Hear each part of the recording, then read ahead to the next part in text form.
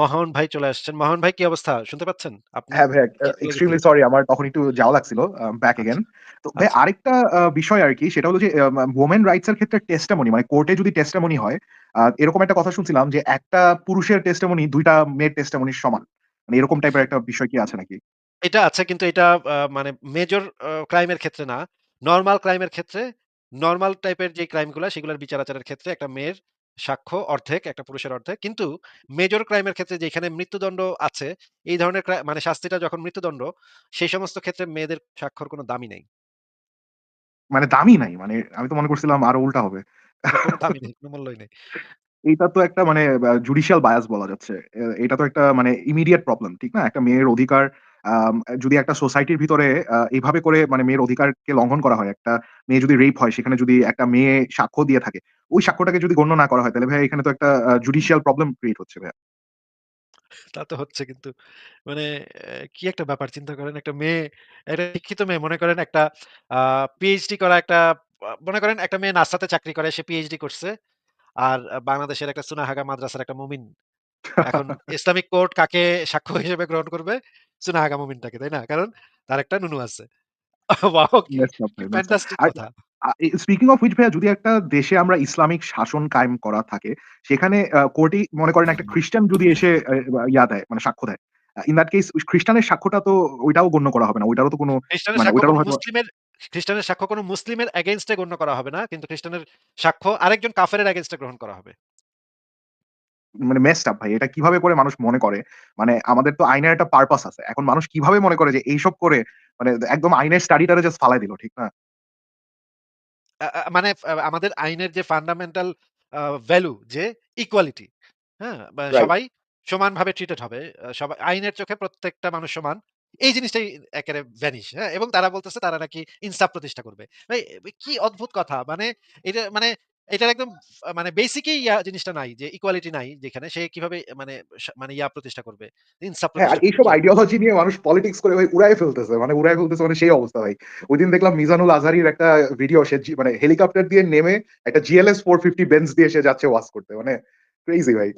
এবং ওয়াচ করে সে মানুষকে বলতেছে যে গরিবেরা আগে জান্নাতে যাবে। সুতরাং সুতরাং বাবারা তোমরা গরিব হও। তোমরা আমার ওই যে ভান্ডে একটু টাকা পয়সা দাও যেন আমি একটা প্রাইভেট প্লেন কিনতে পারি। হ্যাঁ? কারণ গরিবেরা আগে জান্নাতে যাবে। হ্যাঁ? চিন্তা ভাইয়া করেন স্পিকিং অফ দিস আমি ভাইয়া একটু এখানে বলি যে এই যে এই লোকগুলা যারা ওয়াজ করে বা এই হুজুর টাইপের আম মানে আমি যতটুকু মনে করি আমাদের যে মানে ইসলাম ধর্মের নবী সেও এক মানে তার লাইফে কিন্তু সে এরকম ধরনের একটা পার্সোনালিটি ছিল। মানে সে অনেকে তো মানে বলে সে অশিক্ষিত বাট মানে অশিক্ষিত তো আর না। বিকজ সে ২৫ বছর বয়সে খাদিজাকে বিয়ে করছে by impressing her business skill দিয়ে। তো একটা ব্যবসা করতে হইলে তো একটা কিছু হইলেও বেসিক তার শিক্ষাগত যোগ্যতা থাকা লাগবে। তো ডিউরিং হিজ ট্রাভেলস সে হয়তো এরকম একটা মিজানুল আজহারি টাইপের একটা ব্যক্তিত্ব বা বলা যায় মানে like you know what I am saying যে সে একটা প্রিচার টাইপের একটা পার্সোনালিটি সে করছে। আর আরেকটা জিনিস ভাই মানে আমার মনে হয় during the first periods of Islam সে হইলো খ্রিস্টান এবং ইহুদিদের নবী হিসাবে সে মানে সে হলো খ্রিস্টান এন্ড ইহুদিদের এইভাবে করে বলছে যে তোমার বাইবেলের কথাই আমি তোমাকে বলতেছি বা তোমার তোরার কথাই আমি বলতেছি। তোমার তোরার God is like you know is the same God মানে সেই আমাকে এই মেসেজগুলো দিচ্ছে। সো মানে হি ওয়াজ লাইক আ প্রিচার মানে এরকম ওয়াজ টাইপের একটা ক্যারেক্টার মানে ওয়াজ টোয়াজ করে এরকম টাইপের একটা character but you know like the messenger himself আরকি। হ্যাঁ, এটা মানে ১ম দিকে তার অ্যাপ্রোচটা এরকমই ছিল যে আমি ইহুদিদের সেই প্রতিশ্রুত নবী। কারণ ইহুদিরা সেই অঞ্চলে খুবই আ প্রমিনেন্ট ছিল। খুবই সম্ভ্রান্ত ইহুদি কয়েকটা গোত্র ছিল এবং সে ভাবছিল এই গোত্রগুলা যদি তাকে সাপোর্ট দেয় তাহলে তো সে মানে লালে লাল হয়ে যাবে। হ্যাঁ? এগুলা তো অনেক ধনী ইহুদি গোত্রগুলা। আপনি এই যে রাইট। মানে ইহুদি গোত্রগুলাকে যখন আক্রমণ করে গনিমতের মাল নিচ্ছে সেটার লিস্ট দেখলেও আপনি চমকায় যাবেন যে হ্যাঁ, কি পরিমাণ খাইবারের মানে খাবার দিয়ে তো ভাই অনেকদিন মনে হয় চলছে। মানে অনেক খাবার পাইছে। অনেক লটস অফ খাবার ফুড। পাইছে আপনার। রাইট। হ্যাঁ। ভাইয়া মানে এখানে একটা বিষয় মানে ওইটা হলো যে মানে আমাদের কোরআনের যে কনটেক্সট হাদিস, সিরা এখান থেকে যে আমরা কনটেক্সট গুলা ড্র করি। হাদিস সিরার তো একদম আর্লিয়েস্ট গুলা হলো ভাইয়া ৯০০ সাল। মানে এখানে একটা সিগনিফিক্যান্ট গ্যাপ কোরআনের সাথে হাদিসের না। একটা সিগনিফিক্যান্ট যে না, আচ্ছা। না, না। এটা ভুল কথা। এটা ভুল কথা। মানে নবী মোহাম্মদের মৃত্যুর পরে আবু হুরায়রার একজন ছাত্র ছিল। সে একটা পূর্ণাঙ্গ হাদিস গ্রন্থ লিখে ফেলছিল। আবু হুরায়রার ছাত্র। নবী মোহাম্মদের সাহাবী ছিল আবু হুরায়রা। আবু হুরায়রার একজন ছাত্র একটা পূর্ণাঙ্গ বই লিখে ফেলছিল। সেই বইটার উপর ভিত্তি করে সেই বইটা যদিও পাওয়া যায় না। কিন্তু সেই বইটার কিছু অংশবিশেষ পাওয়া গেছে। সেটার একটা অংশ এখনো বার্লিন মিউজিয়ামে আছে। পরবর্তী সময়ে আব্দুর রাজ্জাক থেকে শুরু করে আরো বেশ কয়েকজন এবং ইমাম আবু হানিফা, ইমাম মালিক এরা পর্যন্ত হাদিস গ্রন্থ লিখছে। এখন আপনি যে এই হাদিস গ্রন্থটা পান, মুয়াত্তা মালিক নামক যে হাদিস গ্রন্থটা সেটা মুহাম্মদের মৃত্যুর ১০০ বছর ন ৯০ বছর পর মুয়াত্তা মালিকের সময় এই সময় লিখিত হইছে মুয়াত্তা মালিক। তাহলে আপনি মুহাম্মদ মারা গেছে ৬৩২ সালে, তাই না? এর ১০০ বছর ৯০ বছরের ৯০-১০০ বছরের মধ্যে এই যে হাদিস গ্রন্থটা লেখা হয়েছে সেটা এখন পাওয়াও যায়। এবং মুহাম্মদের মৃত্যুর ৪০-৫০ বছরের মধ্যে যে হাদিস গ্রন্থটা লেখা হয়েছিল সেটার একটা কিছু ভার্সন পাওয়া যায়। যদিও পূর্ণাঙ্গ বইটা পাওয়া যায় না, কিছু ভার্সন পাওয়া যায়। তাহলে তো আপনি এটা বলতে পারেন না যে ৯০০ সালের মাঝখানের গ্যাপটা আছে। মাঝখানের গ্যাপটা তো আসলে আচ্ছা, নাই। আচ্ছা। না আমি ভাইয়া যেটা জানতাম সেটা হলো ইবন হিশাম আল তাবারি এরা হলো ওল্ডেস্ট মানে সারভাইভিং। আমি হয়তোবা একটু মানে এখানে ইনফরমেশন ল্যাকিং ছিল। মানে আমার জানা মতে ছিল যে ইবনে হিশামের সিরাতুল রাসূলুল্লাহ is the oldest surviving biography এবং বায়ো বায়োগ্রাফির দিক থেকে সেটা হ্যাঁ। কিন্তু এই যে আচ্ছা ইয়াগুলা হাদিস সেইন্স গুলা আচ্ছা। সেইংস গুলা এগুলা ছিল। হুম, হুম। আর আরেকটা ভাইয়া ব্যাপার হলো যে মানে আমি যেটা শুনছিলাম যে অ্যারাবিক ১৪০০ বছর আগে was not a language that was often written. মানে নবীর হয়তোবা ১০০-২০০ বছর মানে নবীর জন্মর ১০০-২০০ বছর আগের থেকে বা মেক্সিমাম ৩০০ বছর আগে থেকে হয়তোবা টুকটাক একটু আরবি লেখা পাওয়া যাইতো বা লেখা হইতো। বাট আরবি মানে at that time was still developing বা নিউ ল্যাঙ্গুয়েজ আরকি। এত মানে শক্তিশালী ভাষা ছিল না। হ্যাঁ। হুম, হুম, হুম, হুম। আচ্ছা এইটার বিষয়ে ভাইয়া আরেকটা জিনিস মানে এইটা মানুষজন অনেক সময় বলে যে আল্লাহ হইলো আরবি ভাষায় সবকিছু জিজ্ঞেস করবে। তো মানে why is that the case ভাই? এটা কোন কথা? মানে আল্লাহ আরবি ভাষায় কেন জিজ্ঞেস করবে? মানে why is আরবি ভাষা মানে what's the significance? আরবি ভাষা এমন কি ভাই? তাও আবার সেই আরবি তো মেইনস্ট্রিম আরবিও তো এটা না। এটা তো হচ্ছে কি কুরাইশদের একটা ডায়ালেক্ট। এটা তো একটা আ আরবি ভাষারও একটা ক্ষুদ্র অংশ। তাই না? ভাই আদমের সময় থেকে বলে আরবি ভাষা আছে। মানে এরকম কোন কথা কি আছে যে আরবি ভাষা মানে ওল্ডেস্ট ল্যাঙ্গুয়েজ? এরকম কথা আছে কিন্তু এটার আছে। আপনি এটা পড়ে দেখতে পারেন। ইসলাম এবং বিজ্ঞান শিক্ষার দ্বন্দ্ব এই লেখাটার ভিতরে অনেকগুলা রেফারেন্স দেয়া আছে। আচ্ছা, আচ্ছা। এটা ওকে, দেখতে ওকে। পারেন আপনি। মানে it's a ঠিক weird আছে। claim because obviously it's not the oldest language আরকি। হ্যাঁ। ঠিক আছে ফারাজ ভাই আপনি কি আছেন? আ ফারাজ জি ভাই আছি আমি। ফারাজ ভাই তাহলে আপনি কি লাইভটা করবেন? না শেষ করে দেন আসিফ ভাই। সে তাহলে শেষ কন্টিনিউ করে না দিব। করে শেষ কিন্তু করে অনেক, অনেক ইয়া ছিল তো অনেক ব্যাকস্টেজ পুরা ভর্তি ছিল। আচ্ছা ঠিক আছে ভাই তাহলে কিছুক্ষণ কথা বলি। এমনি তো শেষ করে দিতে পারেন। ৩.৫ ঘন্টা হইছে কমতো না ভাই। আ আপনার ইচ্ছা যদি ফারাজ ভাই আপনি তাহলে শেষ একজনকে যুক্ত করে কি শেষ করে দিব? শিওর, শিওর আসিফ ভাই শিওর। ওকে তাহলে মামুন ভাই আপনিও থাকেন। আমরা শেষ একজনকে যুক্ত করে তারপরে লাইভটা হ্যাঁ, আস্তে, সিউর ভাই। আস্তে উড়ায় ফেলি। সিউর। তাহলে দেখি আমি আ আগে ইয়াটা চেঞ্জ করে নেই। করছি আসিফ ভাই। ও আচ্ছা। ঠিক আছে তাহলে আমরা নন ক্যামেল আপনাকে যুক্ত করা হয়েছে বলেন আপনি। আশিক ভাই কেমন আছেন? ভালো আছি আশা করি আপনি ভালো বলেন তাহলে। আচ্ছা আজকে নিউজে দেখলাম যে ওই বিভিন্ন নারীরা বোরকা পরা নারীরা ওনারা আন্দোলনে নামছে যে তাদের ফেস ছাড়া শুধু ফিঙ্গারপ্রিন্টের জন্য জাতীয় পরিচয়পত্র বানাতে দেওয়া হয়। এই ব্যাপারে কি আপনার কোনো মন্তব্য আছে? এটা দেখে আমি অনেকক্ষণ হাসছি। আমিও দেখছি ভিডিওটা দেখার মানে পর এটার অনেকক্ষণ হাসছি। যৌক্তিকতাটা কি? মানে এটা কেন অযৌক্তিক? আপনার যদি কোনো এক্সপ্লেনেশন থাকে। এটা কেন অযৌক্তিক মানে? মানে আ তাইলে আইডেন্টিফাই করবে কিভাবে? একজন মানুষ যদি তার চেহারা না দেখায় তারা তাহলে তারা আইডেন্টিফাই করবে তারা কিভাবে? হাস্যকরভাবে দাবি করতেছে যে ফেস তো দেখানোর কোনো প্রয়োজন নেই। তাহলে বুঝবে কিভাবে যে সে কে? তারা বলে যে ওই ফিঙ্গারপ্রিন্ট দিয়েই তাদের আইডেন্টিফাই করা যাবে। ফিঙ্গারপ্রিন্ট তো ইয়া করা যাবে। ফিঙ্গারপ্রিন্ট তো এখানে আ আ আ মানে আঙুলের উপরে আরেকটা পাতলা পর্দা বসায় ফিঙ্গারপ্রিন্ট তো ইয়া করা যায়। আ এটা তো আর ট্রেস ওই করা যায়। মহিলারা বুঝবেন। এই জ্ঞান থাকলে তো তারা এই দাবি করতো না হয়তো। চেহারা দেখেই তো চেহারাই তো বলে যে তুমি একটু চশমা খোলো, তুমি টুপি খোলো, আমি যখন মানে সিকিউরিটি পার করি তখন আমাকে বলে চশমাটা খোলো, ভাই টুপিটা খোলো। তাহলে যদি ওটা না হয় তো আমি আমি তো এটা সমর্থন করি আসিফ ভাই। আপনি এটা কেন সমর্থন করেন আমি বুঝতেছি না তো। এইটা যদি ফিঙ্গারপ্রিন্টের সাথে করে আইডেন্টিফিকেশন এর যদি চেহারা মেলা না থাকে তাহলে তো আর হজে যেতে পারবে না ভাই। দেশের টাকা দেশে থাকবে। সমস্যা কোথায়? আর এদের হজে যাওয়ার দরকারটাই বা কি ভাই? মানে বুঝলাম না তো এরা কেন হজে যাবে কেন? আর উফ, ফারাজ ভাই কোরআনে তো বলা আছে তোমরা উটের পিঠে চড়ে হজে যাও। তাই না? তো এরা উটের পিঠে চড়ে হজে যাবে। এরা কেন মানে বিমানে করে কেন হজে যাবে? এটা তো আমি বুঝতেছি না। আর সেটা সেটা তো ঠিক আছে কিন্তু আসিফ ভাই কোন একটা এয়ারপোর্টের পার করতে গেলেই তো মনে করেন আপনার চেহারা ৩-৪ বার হচ্ছে গিয়ে ওইখানকার অফিসারদের দেখানো লাগে, তাই না? এখন যদি মানে তো সে হচ্ছে গিয়ে আপনার পাসপোর্ট করবেন কি দিয়ে? ফিঙ্গারপ্রিন্টের পাসপোর্ট করবেন।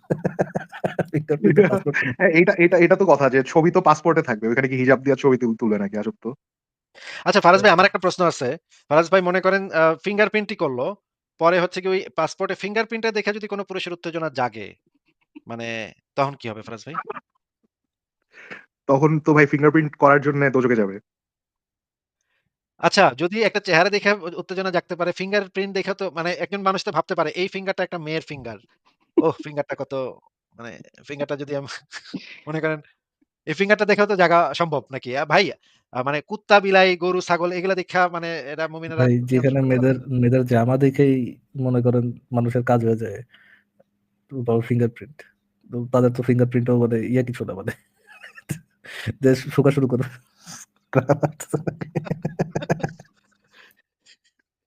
তো আচ্ছা ফিঙ্গারপ্রিন্টের তো তখন একটা পর্দা লাগবে। মনে করেন ফিঙ্গারপ্রিন্টের পর্দা কিভাবে করবে এই জিনিসটা? এটাও তো একটা খুবই প্রবলেমেটিক ব্যাপার হবে। আ ওই ফিঙ্গারপ্রিন্ট আবার নারী আপনি ছাড়া আপনি কাউকে আসলে দেখাবে না। ফিঙ্গারপ্রিন্টস এর কার্ভ গুলো দেখছেন কি কার্ভি ফিঙ্গারপ্রিন্ট, কার্ভ গুলো ইস! দেখে তো এই ফিঙ্গার দিয়ে এই ফিঙ্গারপ্রিন্ট দিয়ে ফিঙ্গারিং করা হইছে।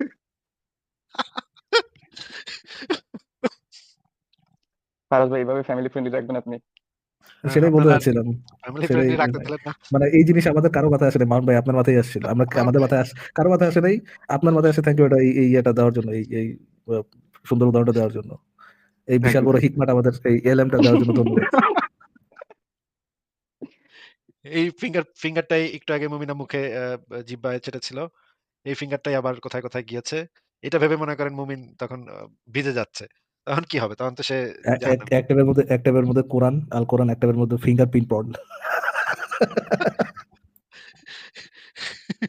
উফ! Sexy and Karvy fingerprint. ঠিক আছে তাহলে কামেল ভাই আপনি কি আর কিছু বলবেন? আমি বলতে চাচ্ছিলাম যে আমি আপনাকে যেভাবে চিনি, আমি চিনি হচ্ছে আপনাকে আমার হুজুরের থ্রুতে। আমার হুজুরের মুখে আপনার নাম প্রথম শুনছিলাম যখন আপনার বিরুদ্ধে আন্দোলন টান্দোলন হয় তখন আর কি। তো আমার মধ্যে সংশয় শুরু হয় একটা হাদিস দিয়ে, ওই যে নবী মোহাম্মদ যে একটা কিছু মানুষকে যে নৃশংসভাবে হত্যা করছিল, ওই তাদের শাস্তিটা, এই শাস্তিটা দেওয়া হয়েছিল মুর্তাদ হওয়ার কারণে। তখন ওই হাদিসটা পড়ার পরে আমি যখন এক্সপ্লেনেশন জিজ্ঞেস করলাম যে মানে এই যে কেন তাদেরকে এভাবে শাস্তি দেওয়া হলো বা কেন হত্যা করা হলো, তো আমাকে আমার হুজুর বললো যে তাদেরকে মুর্তাদ হওয়ার কারণে এমন শাস্তি দেওয়া হয়েছে। তো আমি বললাম যে মুর্তাদ হওয়ার কারণে যদি এভাবে শাস্তি দেয়, সেটা সত্য ধর্ম কিভাবে হয়, বা এটা মানবিক ধর্মই বা কিভাবে নিজেকে দাবি করতে পারে? ধর্ম সত্য হইতে পারে কিন্তু মানবিক হবে না। কিন্তু ধর্ম কিন্তু সত্য হইতে পারে। এইটা ঠিক রেখেও কিন্তু ধর্ম সত্য হইতে পারে। এটা কিন্তু হইতে পারে তাহলে যে তো একটা ধর্মই যে সত্য এরকম তো হবে না। না, ধর্ম সত্য এটার সাথে কিন্তু এটা সরাসরি কোনো কন্ট্রাডিকশন নাই। কারণ আপনি যদি ধরেন যে আল্লাহ একটা খুবই জঘন্য একটা ক্যারেক্টার। আল্লাহ আছে কিন্তু সে খুবই ডিসগাস্টিং আ মানে অমানবিক সেগুলা ভাল লাগে তার। এগুলা কাটাকাটি ভাল লাগে তার। হ্যাঁ? হ্যাঁ, হ্যাঁ, বুঝতে এইটা পারছি। যদি আল্লাহ হয় তাইলে কিন্তু তার ধর্মটা সত্য এবং মানে জিনিসটা সত্য হয়ে যাবে। কিন্তু তার মানে কিন্তু এটার সাথে সরাসরি কোনো কন্ট্রাডিকশন নাই যে বর্বরতার সাথে ধর্ম সত্য কিনা এটা সরাসরি কন্ট্রাডিকশন নাই। কিন্তু আমরা বুঝতে পারি যে এটা আ মানে আমরা আমাদের কল্পনায় যে রকমের ঈশ্বরের কথা ভাবছি ছোটবেলা থেকে, এটার সাথে এই ঈশ্বরের মিল নাই। জি, বুঝতে পারছি। আর বলতে চাচ্ছিলাম যে আপনার সংশয়ের যে আর্টিকেল গুলা, ওগুলো কি ভিডিও আকারে বানানোর কোনো প্ল্যান আছে আপনার? না ভাই আমার তো এত সময় নাই। কেউ যদি আমাদেরকে হেল্প করে ভাই আমাদের মানে আমরা অল্প মানুষের মধ্যে এগুলা আমরা করতে পারব না। আহ ফারাজ ভাই, ফারাজ ভাই বলেন কি দেখাতে চান বলেন। আসিফ ভাই, look at the curves. Curves গুলো দেখছেন আসিফ ভাই? ও এই যে ৩ ড্যাম! নাম্বারটা যে ৩ নাম্বারটা যে তিনি এটা দেখেন, ওয়ার্নিং। দেখেন ইয়াটা দেখেন, কার্ভটা দেখেন আমার কিন্তু খুব ভাল লাগছে ৩ নাম্বারটা। ৩ নাম্বারটা দেখে কিন্তু আমি কিন্তু হয়ে এটা যাচ্ছি এটা বুঝছেন? সেক্সি না ভাই, এটা সেক্সি না, এটা সেক্সি না। Look at this one. এটা তো চোখের মতো লাগতেছে। দেখেন এটা আবার রেইড আসিফ ভাই। এটা লুক এট দ্য একটু ফিঙ্গার, কি অবস্থা! এটার ভিতরে অনেকগুলাই অনেকগুলো ফিঙ্গারপ্রিন্টই হট আছে। কয়েকটা আছে হট। ঠিক আছে তাহলে নন ক্যামেল ভাই আপনার কি আর কিছু বলার থাকলে বলেন। না, আমি বলতে চাচ্ছিলাম যে যদি ভিডিও আকারে আর্টিকেল গুলো আপনার বানানো যেত তাহলে মানুষের কাছে আরো ইজিলি অ্যাক্সেসিবল হইতে পারতো। আমার যেটা ধারণা আর কি। ভাই আমাদের লোক এটি। সংখ্যা খুবই কম। জি। আমরা মানে সংখ্যালঘু এমনিতেই সংখ্যালঘু। তারপর আবার এগুলো নিয়ে কাজ করা লোকের পাওয়া যায় না। এগুলো অনেক ডিফিকাল্ট কাজ। আমরা যেই লাইভটুক করি সেটুকুই অনেক বেশি। কিন্তু যদি ভবিষ্যতে এরকম হয় যে আমাদের অনেক মানুষ আমাদের সাথে যুক্ত হলো, আন্দোলনের সাথে যুক্ত হলো তাহলে হয়তো আমরা ভেবে দেখতে পারি। ভাইয়া যদি এরকম হয় মনে করেন একটা ফ্রিল্যান্সার ভিডিও এডিটর হায়ার করলেন কিন্তু ওই ভিডিও এডিটরটা হলো মুমিন। তাহলে কি মানে বা ইয়া অনুযায়ী তার কি এই ভিডিওটা মানে সে টাকা পাচ্ছে, তার ফ্যামিলি চলবে। বাট মানে সে একটা মানে 80s ভিডিও বানাবে। এটা কি তার জন্য করা ঠিক হবে? না এটা তো এটার জাহান্নামে ফতোয়াটা হয়ে কি যাবে। হবে? জাহান্নামে হয়ে যাবে। আচ্ছা আহমদুল্লাহ সাহেবের পেইজে আপনি গিয়ে প্রশ্নটা রেখে আসেন মহান ভাই আপনি গিয়ে বুঝছেন? ইয়া প্রবাবলি হ্যাঁ, তাকে জিজ্ঞেস করা যাবে। ঠিক আছে তাহলে আজকে আপনাকে বিদায় জানাই নন কামেল ভাই। জি, sure. থ্যাংক ইউ ভাই ঠিক আছে, যুক্ত ভালো করার জন্য। থাকেন। আবার কথা হবে নিশ্চয়ই ভবিষ্যতে। তাহলে আজকে আমরা লাইভটা শেষ করে দেই। মোহন ভাই, ফারাজ ভাই, আপনারা তাহলে বিদায় নিয়ে নেন। ঠিক আছে ভাইয়া, টেক কেয়ার তাহলে। বাই। ঠিক আছে, ওকে অনেক আসিফ ভাই, ধন্যবাদ। গুড নাইট আসিফ ভাই। গুড নাইট ফারাজ ভাই। তাহলে আজকের মতো শেষ করে দিচ্ছি।